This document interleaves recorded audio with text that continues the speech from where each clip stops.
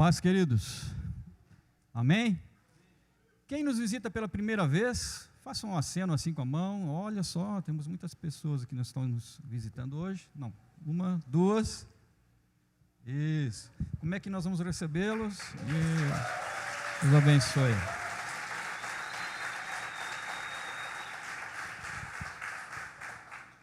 Queridos, é um prazer nós estarmos aqui nesta noite para tratar de um assunto tão importante, né, que é o casamento.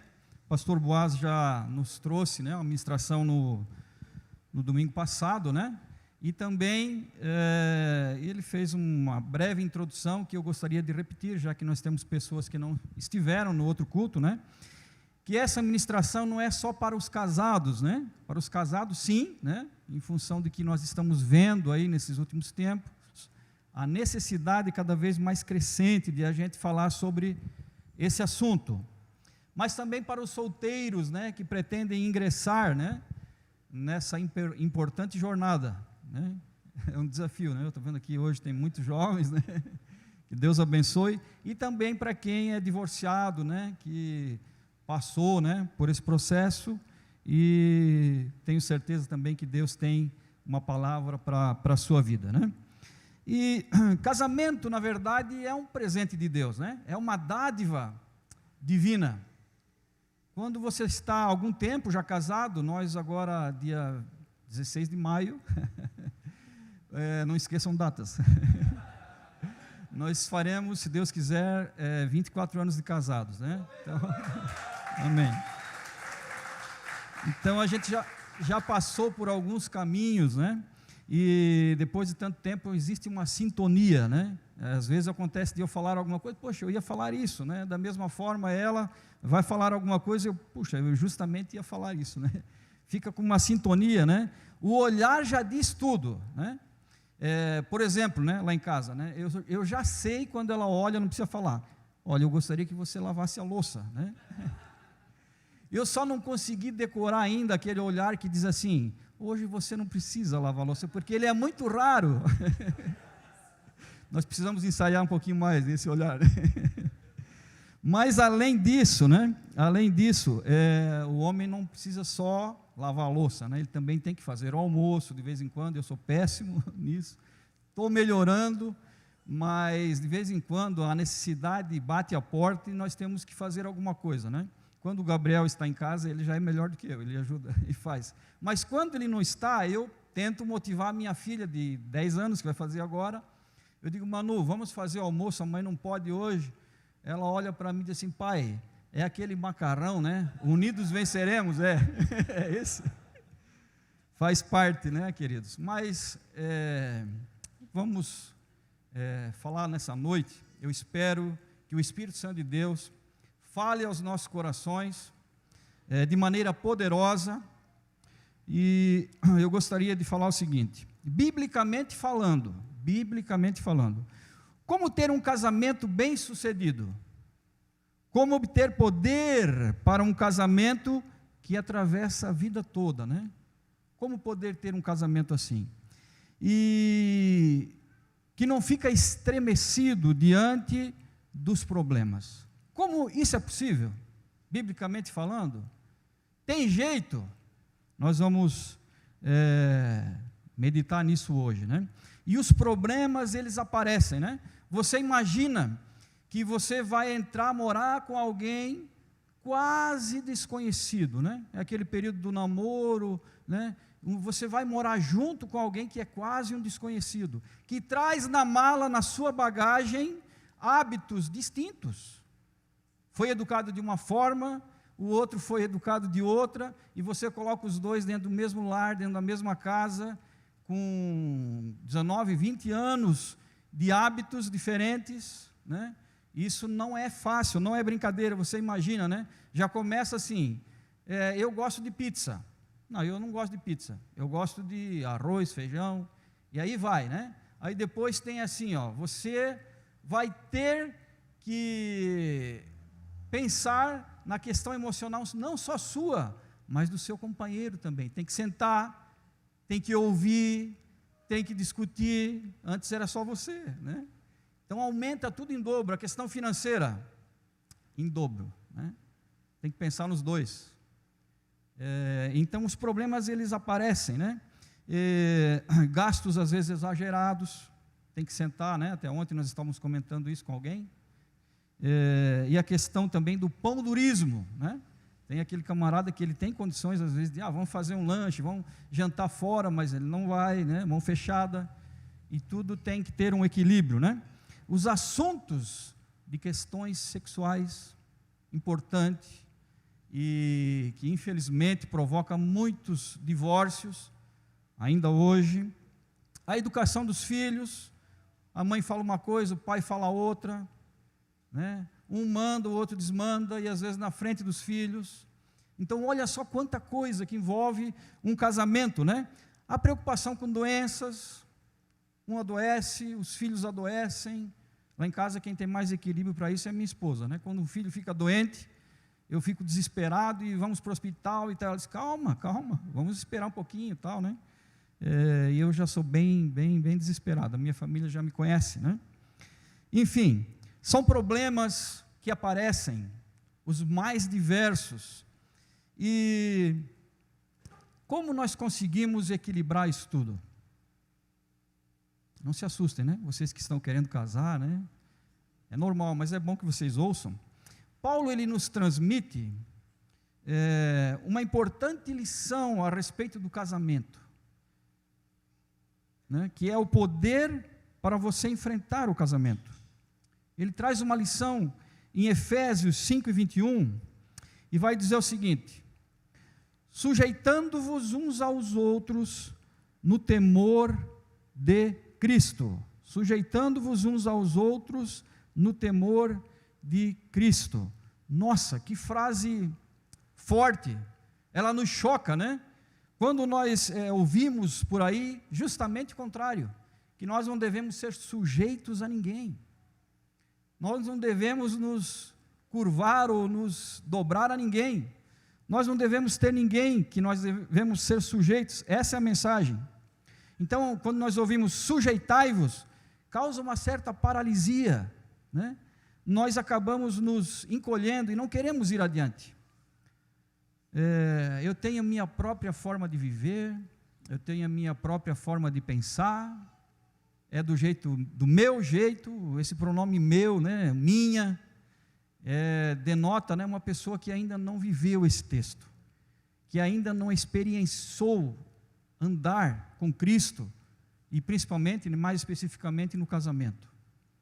Então a gente tem esse hábito, né, meu, minha, eu, né, e nós temos que entender, mas querendo Deus nessa noite, né, com todo o respeito e não querendo constranger ninguém, eu gostaria de, com vocês, dar uma olhadinha mais de perto nesse texto, nós estudarmos ele um pouquinho mais, né, para nós entendermos a mensagem que o Espírito Santo, e Paulo escrevendo, inspirado pelo Espírito Santo, quis nos passar. Esse versículo, né, ele é a última frase de um trecho bem grande, no qual Paulo descreve diversas características de uma pessoa cheia do Espírito Santo. Ele está lá no final, né, uma frase que Paulo vai colocar lá no final, fechando a questão de como uma pessoa, as marcas de uma pessoa cheia do Espírito Santo. E uma dessas marcas é o fato de eu deixar o orgulho e me colocar humildemente disposto a servir a alguém. Essa é uma mensagem do Evangelho, é uma mensagem cristã. E como nós somos orgulhosos, né? Como nós somos muitas vezes orgulhosos, quando alguém nos rebate, alguém quer ir contrário à nossa ideia, nós já ficamos na defensiva, né? Como nós queremos ser servidos ao invés de servir, como nós queremos às vezes estar em evidência ao invés de outra pessoa estar em evidência. Tem um amigo meu que ele disse, Jacir, olha, chorar com os que choram é fácil, mas você quer ver coisa difícil, é você se alegrar com os que se alegram. É alguém estar bem e você ficar, nossa, que legal, vibrar junto, né? Então, essa é a questão, né, meus queridos, do orgulho. Mas a pessoa que é cheia do Espírito Santo, ele deixa o orgulho de lado, ele é quebrado e ele está humildemente disposto agora a servir. Olha que maravilhoso. Isso não é fácil, queridos, quando nós não temos o Espírito Santo. Nós não queremos servir de jeito nenhum, né? Mas Paulo, falando aqui, ele parte justamente desse pressuposto, né? De que nós estamos, que a igreja estava em Éfeso mergulhada no Evangelho, cheia do Espírito Santo, e depois disso, então, sabendo disso, ele parte, né, para uma submissão que se dá pelo poder do Espírito. Paulo segue um pouquinho adiante, ele vai um pouquinho mais profundo no assunto, e fala dos deveres de esposa e esposo. E é aqui que a coisa vai pegar, né? Vamos ver Efésios 5, 22 e 25, que vai dizer o seguinte, olha só: vós mulheres, sujeitai-vos a vossos maridos, como ao Senhor. Vós maridos, amai vossas mulheres, como também Cristo amou a igreja, e a si mesmo se entregou por ela. Ele aplica aqui um princípio, né, geral acerca da vida cristã, que os verdadeiros cristãos, eles entendem o Evangelho e passam por uma transformação radical. Quem passou pelo novo nascimento, por conhecer a Jesus, ele tem uma transformação radical na forma como se relaciona com as pessoas. É isso que Paulo está dizendo aqui. E mais especificamente ele entra na questão do casamento e faz uma distinção entre o homem, entre a mulher e entre o homem, né? Na verdade, o homem, falando do homem, né, ele tem que proteger a mulher, proteger emocionalmente, proteger, de certa forma, financeiramente, né? Ele tem que ser o provedor, ele tem que se preocupar. Eu tenho um problema com isso, eu gosto de ver a geladeira cheia, né? Quando eu vejo que não está vazia, não sei se é algum trauma de infância, o que é isso, né? Mas a minha esposa diz, calma, né? Eu já gosto de ver a geladeira cheia, está faltando, tal. Então, o homem tem que ter essa preocupação, emocionalmente, sentar e conversar, ouvir. Queridos, nós precisamos sentar e ouvir. Eu sei que às vezes não é fácil, né? Mas tem que sentar e ouvir. É a questão emocional, né? Então, o homem, ele está para proteger a mulher emocionalmente, financeiramente, né? Às vezes os parentes, né, vêm lá e querem, né, falar um monte de coisa, você tem que proteger a sua esposa. Quando isso não acontece, algo está errado, né? Então veja só, e ela tem que ser profundamente amada, ela tem que se sentir amada, a tal ponto que, se for preciso, você vai entregar a sua vida por ela. Olha só, que Paulo está dizendo, é duro, né? Não é brincadeira. Casamento é uma coisa séria. E da mesma forma, agora as irmãs, né? Da mesma forma, o homem, ele gosta, né, de ser elogiado, principalmente na frente de outros, né? Ele gosta de ser admirado, de ser, né? O meu marido, tal, né? Quer ver, tem aquelas mulheres que não podem enxergar alguém que já está falando mal do marido, né? Não é isso que Paulo está ensinando aqui, né? É diferente. Agora você quer destruir, né? Um homem é só ridicularizá-lo, não respeitá-lo, nem admirá-lo, principalmente na frente dos outros. Aí você vai acabar com o seu marido. Então esse é o princípio que parte desse texto que Paulo nos passa, é esse é um dos segredos para um casamento bem-sucedido.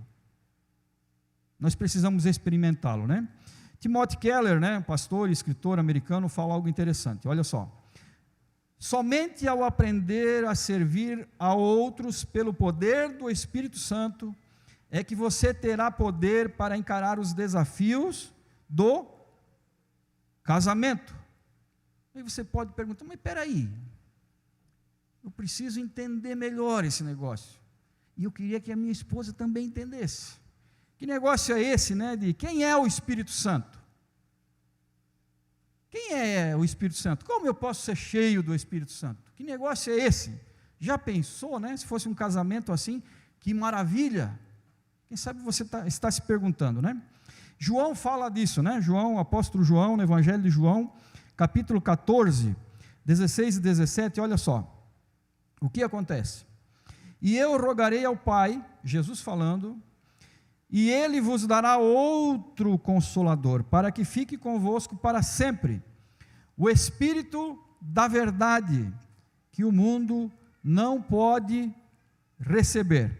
Antes de ser assunto ao céu, Jesus disse, olha, eu vou rogar ao Pai outro Consolador, eu vou subir, mas não fiquem tristes, tem uma outra pessoa, o Espírito Santo, que vai estar com vocês, em qualquer parte desse planeta, aonde você suspirar, aonde você dobrar o seu joelho, Ele vai estar com você ali. É o Espírito da verdade, não é da mentira, é o da verdade, o Consolador. Então, quando Jesus subiu ao céu, Ele rogou ao Pai, e outro Consolador hoje está presente com a sua igreja, a igreja corpo de Cristo, né? Mundo afora. Então, esse é o Espírito Santo. Para recebê-lo, como eu faço? Queridos, não existe maneira nenhuma de recebê-lo sem antes você passar pela cruz. Pelo sacrifício de Jesus na cruz do Calvário. É esse sacrifício que traz transformação para a nossa vida. Tão radical essa transformação, que uma certa feita Jesus se encontrou com Nicodemos, ou melhor, ele foi buscar Jesus à noite, e Jesus disse para ele, Nicodemos, olha, te é necessário, Jesus chamou de novo nascimento, nascer de novo. Essa transformação é tão radical, que é como se a pessoa nascesse de novo. É como se ele tivesse uma carta em branco, e começasse tudo do zero. Quando nós passamos pelo sacrifício de Jesus, aí sim nós estamos aptos, estamos com o coração aberto, para ouvirmos a voz do Espírito Santo, para sentirmos o seu transitar em nossa vida. Em cada detalhe, nós percebemos o Espírito Santo transitando. Quando você está em Cristo, e olha, Jesus falou isso para um homem que era mestre em Israel, não sabia, né, o que era nascer de novo.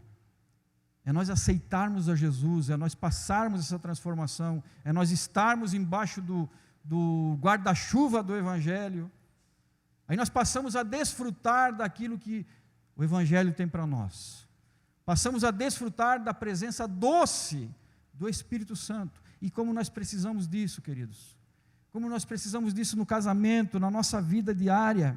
Eu me lembro, quando eu comecei os meus primeiros passos, faz algum tempo já, não vou falar quanto tempo, né? Mas faz algum tempo. Eu ia para a igreja e aquela palavra tão maravilhosa, né? Eu ia para casa, parece que eu não estava pisando no chão, literalmente. Saía tão alegre, né? Porque aquilo me lavava. Eu disse, meu Deus, eu tenho oportunidade de começar tudo de novo. Jesus me perdoou de tudo aquilo que eu fiz. Eu posso escrever uma nova história. É como se eu tivesse entrado no ventre da minha mãe, nascido de novo e começado outra vida. Que maravilha! Que maravilha! Quem sabe você precisa de uma nova história na sua vida, no seu casamento. Quem sabe você precisa dar uma nova chance. Aleluia, glória a Deus.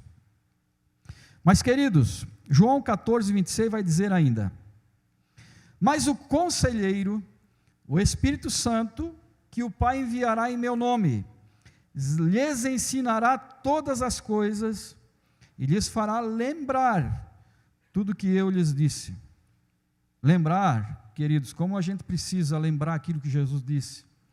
Como nós casados, né, precisamos lembrar muitas vezes aquilo que Jesus nos ensinou. Como nós precisamos meditar no Evangelho salvífico, naquele que transforma, límpido, sem sujeira, transparente, como Ele é. Como nós precisamos disso nesses últimos dias. E João 16,14 vai dizer o seguinte: e ele me glorificará, o Espírito Santo, Jesus falando do Espírito Santo, porque receberá o que é meu e o anunciará a vós. Está vendo como ele interage conosco? Como ele fala, ele recebe e fala ao nosso coração. O principal meio, né, que o Espírito Santo vai falar, é através do quê? Das Escrituras. Olha só o que a Bíblia fala sobre as Escrituras, a própria palavra de Deus, né? Tomai também o capacete, Efésios 6,17. Tomai também o capacete da salvação e a espada do Espírito, que é a palavra de Deus. A espada do Espírito, que é o que? A palavra de Deus. Hebreus 4,12. A palavra de Deus é viva e eficaz, e mais cortante do que qualquer espada de 2 gumes, e penetra até o ponto de dividir a alma e o espírito, juntas e medulas, e é apta para discernir os pensamentos e propósitos. Olha só o que a palavra de Deus faz, do coração. Já pensou? Já aconteceu com você, você está lendo a Bíblia, e aquilo ali fala tão profundamente ao teu coração, né? E a palavra de Deus, ela é viva, não é uma palavra morta, como você lê um livro, você lê um motivacional, você lê um jornal, não, ela é viva, ela fala ao teu coração. O Espírito Santo se usa, ou melhor, ele faz uso da palavra de Deus justamente para trabalhar o nosso coração. Ele entra lá no mais profundo e no íntimo, né? Para falar conosco. Queridos, e a palavra de Deus, e quem a impunha, né? Então, é o próprio Espírito Santo, é Ele que maneja, né, em nossa vida o Espírito Santo. Às vezes você pensa, poxa, mas que coincidência. Não é coincidência, é o Espírito Santo de Deus que está usando aquela palavra para falar lá no profundo do teu coração. Não se engane. E ela não é como uma palavra comum, né, uma espada comum, né, que ela divide, né, ela penetra no nosso corpo, não, ela vai lá no íntimo, nos lugares mais profundos, aonde tem às vezes muita tranqueirinha que tem que tirar daquele nosso coração, né, o nosso orgulho, enfim, tanta coisa, né, ela vai entrando lá e vai trabalhando através do Espírito Santo, que é Ele que a impunha, né, pelo que está dizendo aí a palavra de Deus. E a única arma capaz de trazer vida e curar. As armas normalmente trazem morte, né, e doença. A palavra de Deus traz vida e cura, inclusive para o casamento. Inclusive para o casamento. Ela nos mostra que estamos errados, ela nos mostra o nosso pecado, ela mostra onde nós precisamos melhorar, e ela nos conduz a Cristo. O Evangelho age através do Espírito Santo, né? E ele nos cura de uma coisa importante, do egocentrismo. O que é o egocentrismo? Eu no centro, eu sou o centro. Isso é um problema, queridos, no casamento. Isso é o que acaba com o casamento. Às vezes acaba por coisas banais, por causa do ego. Coisas simples, tem muita gente se separando por coisas simples, por causa do egocentrismo. Eu estou no centro, isso é um câncer da relação conjugal e precisa ser tratado, né? Sabe o que acontece? Nós vivemos numa época, né, que é propício ao narcisismo, né? Para ele se aflorar, né? O que é narcisismo, né? É um mito grego, né? Que tinha um jovem muito bonito e ele olhou na água e se viu refletido nela, se apaixonou pela própria imagem. Isso era um narciso. Né? E como o narcisismo ele é hoje aflorado, né? Você tem um filho, aí ele está sentado no trono no seu lar. Você dá tudo para ele, não põe limites. Ele é o rei, ele é o que manda no lar. Sabe o que acontece? Vai sofrer desse problema de narcisismo e vai levar isso lá para o casamento. E não vai dar certo. Não dá certo no casamento. Está contrário aos ensinamentos da palavra de Deus. Não tem espaço no casamento para isso, né? Então nós precisamos também ver como educamos nossos filhos, né? A Bíblia ensina justamente o contrário. Olha só o que fala Filipenses 2, 3 e 4. Olha só. Nada façam por ambição egoísta ou por vaidade, mas humildemente considerem os outros o quê? Olha que difícil. Superiores a si mesmos. Cada um cuide não somente do seu interesse, como é difícil nós encontrar isso hoje, né? Mas também dos interesses dos outros. O narcisista não faz isso. Efésios 2, 3 e 4. E olha só o que fala 1 Coríntios 13, 4 e 5. O amor é paciente, o amor é benigno, não é invejoso, não se vangloria, não se orgulha, não se porta com indecência, mas não busca os próprios interesses, não se enfurece, não guarda ressentimento do mal. 1 Coríntios 13, 4 e 5, olha só, não se enfurece. O narcisista, ele ganha tudo na infância. O que ele quer, ele tem. Quando chega no casamento, na vida adulta, e ele deixa de ganhar alguma coisa, o que ele faz? Se enfurece. Ora, quando alguém não dá aquilo que ele tinha, quando era criança, quando alguém não devolve a sua expectativa, o que ele faz? Fica irado. Precisa ser tratado pelo Espírito Santo de Deus, pelo Evangelho que cura. Esse não é o sentimento do Evangelho. E no casamento, gera problema. Queridos, mas o Evangelho ele nos confronta, né? Inclusive o egocentrismo. Olha só o que fala 2 Coríntios 5 e 15. E ele morreu por todos, para os que vivem não vivam mais para si mesmos, mas para aquele, Jesus, que por eles morreu e ressuscitou. É para isso que nós vivemos. É para Jesus. É para isso que nós vivemos, inclusive no nosso casamento. Tem cura esse negócio? Tem. Tem cura. O Evangelho ele age em nós através do Espírito Santo. Tem cura. Basta nós mergulharmos, né, no Evangelho. As feridas que nós carregamos, e nós carregamos na infância, então há muitos motivos pelos quais não somos capazes de enxergar o nosso próprio ego. Um dos principais é o histórico de maus tratos, enfim, a rejeição, por exemplo, né? Você é rejeitado quando infância, quando chega no casamento, a primeira coisa que o seu esposo, a sua esposa fala, contrário à sua ideia, você já reage de forma não equilibrada. Por quê? No seu inconsciente vai passar o seguinte: mais um para me rejeitar? Não, esse negócio não vai funcionar. Então olha como lá da infância nós trazemos coisas, bagagens, e colocamos lá no casamento. Tem um amigo meu, né? Ele, pensa num camarada pão duro. Aí ele disse: Jacir, eu não preciso, né? Você sabe, mas eu gastei R$100 e aquilo me incomodou. Eu passei mal, eu fiquei triste, porque eu pensei comigo, não precisava ter gastado isso, por que eu fui gastar? E fiquei o dia remoendo aquilo daí, e ele é cristão. Aí ele disse: sabe de uma coisa, eu vou me sentar aqui e vou falar com Deus, por que isso acontece comigo? Não me faz falta, e por que eu estou triste com isso? E ele foi orar, e orou e tal, e Deus trouxe a sua lembrança. Olha só o que o Espírito Santo faz.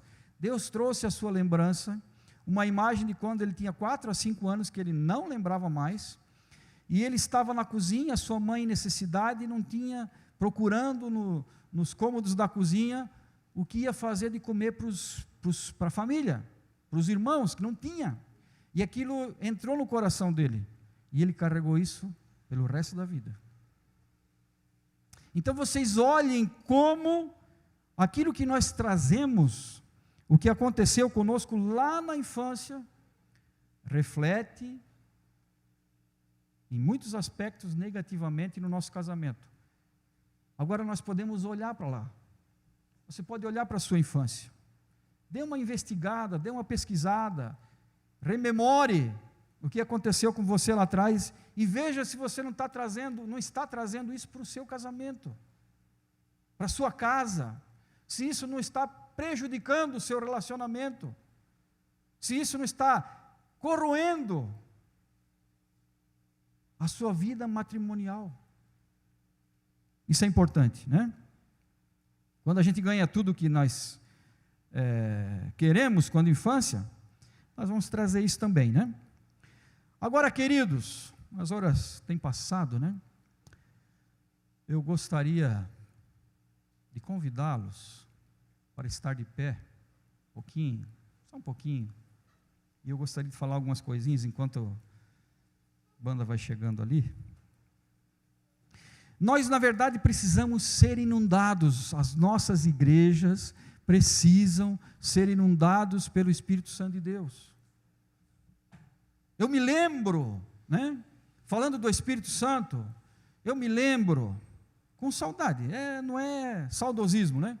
Mas tinha umas igrejinhas, isso vai lá 30 anos atrás, tá? Que nós íamos chegando, e quando nós íamos chegando, claro que tinha muita coisa errada, tinha sim, mas isso era uma coisa positiva. Nós íamos chegando na igreja, no pátio da igreja, na rua, nós ouvimos o clamor da oração, com lágrimas, você entrava, bancos com lágrimas, e nós ouvimos aquela oração fervorosa, subindo. O Espírito Santo de Deus, ele age você se aproxima dele através da oração. O casal precisa orar junto. Que poderoso é isso, você dar as mãos e orar com a sua esposa, com o seu esposo. Nós precisamos deixar o Espírito Santo passar pelo nosso casamento, pela nossa vida. Nós precisamos deixar ele inundar, impregnar os nossos corações. Esse é o poder que existe para o casamento, é o Espírito Santo, é quando você ora, é quando você clama, é quando você medita na palavra de Deus, você vai ver que vai ser transformado. Quer ver quando você se aproxima de Deus, parece que você está tão perto de Deus que você se sente tão pequeno. Já aconteceu isso? Quando você está perto de Deus, você se sente tão pequeno, e você está aberto a mudanças. Glória a Deus. Eu queria, se vocês quiserem desligar a luz ali, né? Eu queria que você se achegasse à sua esposa, seu esposo, se tiver algum parente aí, né? E eu queria que você olhasse para essa pessoa aí. E quem sabe você precisa que tenha mudança. Quem sabe algo precisa mudar na sua vida e você diz: meu Deus, eu preciso mudar. Eu preciso de ajuda. O Espírito Santo está aqui nessa noite. É Ele quem provoca essa mudança. É Ele quem age na sua vida. É Ele quem fala contigo nessa noite. Aleluia. Essa pessoa que está aí do seu lado, foi Deus quem deu. Olhe para ela com o olhar de Cristo. Olhe para ele com o olhar de Cristo. Aleluia. Oh meu Deus, quem sabe você estava pedindo socorro. O teu socorro vem do Senhor, que fez os céus e a terra. Aleluia, é Ele quem te guarda. É Ele quem provoca mudança na sua vida. Às vezes a gente tem o hábito sempre de olhar o defeito dos outros, mas quem sabe nessa noite o Espírito Santo mostrou o seu defeito, o que você precisa mudar, o que você precisa fazer. É o Espírito Santo que está batendo aí, é o Espírito Santo que está trabalhando aí. Eu gostaria de orar. Senhor, nosso Deus e nosso Pai, Tu és o mesmo ontem, Tu és o mesmo hoje, Tu serás o mesmo eternamente. A Tua forma de agir é poderosa. Tu podes transformar situações, Tu podes transformar o nosso coração, Tu podes transformar o nosso caráter, Tu podes transformar o nosso casamento. Em nome de Jesus, em nome de Jesus, eu te peço, age, Senhor. Age, Senhor. Transforma, Pai. Muda, Deus, situações. E abençoa o Teu povo, Senhor. Não permitas que o inimigo venha derrotar, mas que a Tua mão poderosa, que o Teu Espírito Santo possa agir, Senhor. Em nome de Jesus é o que te peço e te agradeço. Amém.